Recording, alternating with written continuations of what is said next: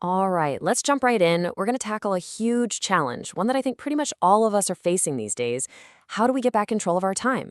From that endless scroll, the just one more video trap, the constant notifications. This is all about learning how to break free. Sound familiar? I mean, we've all been there, right? You sit down, you have a plan.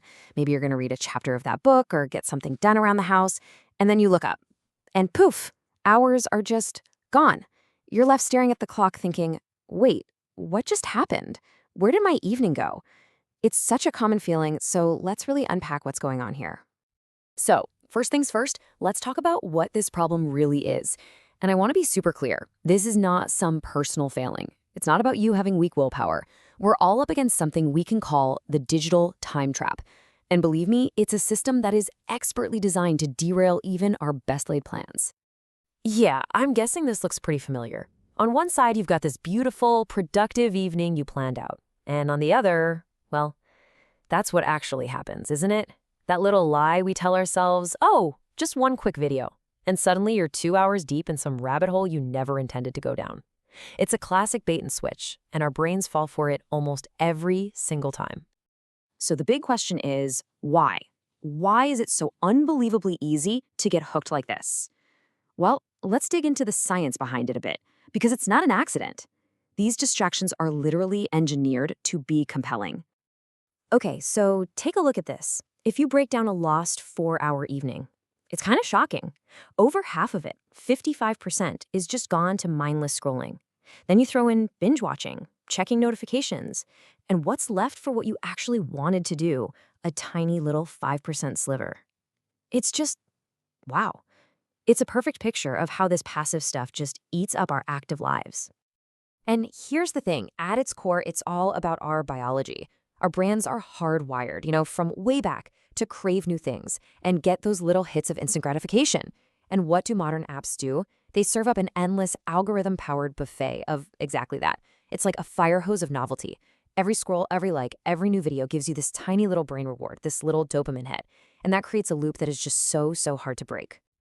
Okay, so that's the problem. It's big, it's real. But enough doom and gloom, right? We're not just here to talk about the problem, we're here for the solution. So let's pivot. Let's talk about how to reclaim your focus. And it really all boils down to one big shift in mindset. It's about going from being a passive consumer of content to an active creator of your own life. And the key idea, the tool we're going to use, is something called intentional time use. I love this concept. It's so powerful. It just means that instead of letting your day be dictated by whatever buzzes in your pocket or whatever the algorithm thinks you want to see, you decide. You decide in advance what's important, what aligns with your goals, and you build your time around that.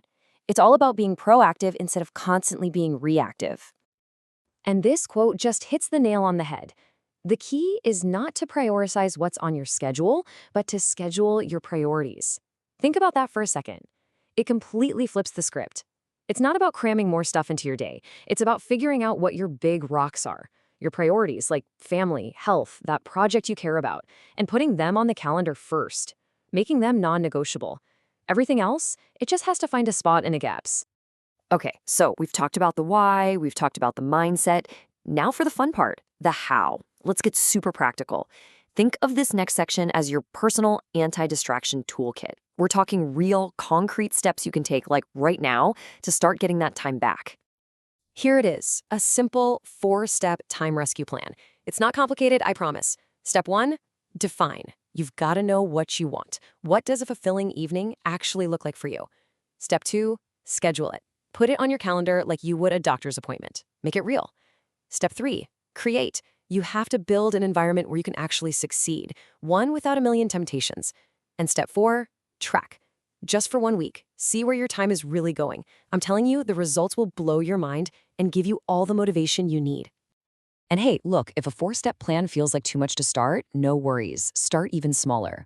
Here are 3 ridiculously simple habits you can start today that make a huge difference.